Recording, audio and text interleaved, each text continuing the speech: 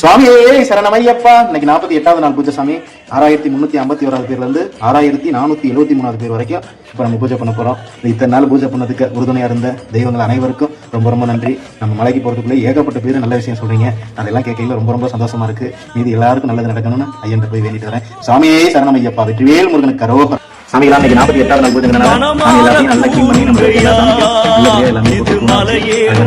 நம்ம எல்லா மனபாரம் இறங்குமுனே நம்ம மனபாரம் இறங்குமையா ஐயப்பான பாடு.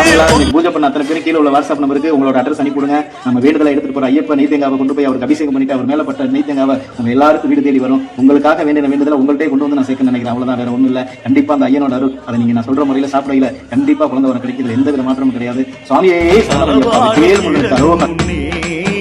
நம்ம மனபாரம் இறங்குமையா.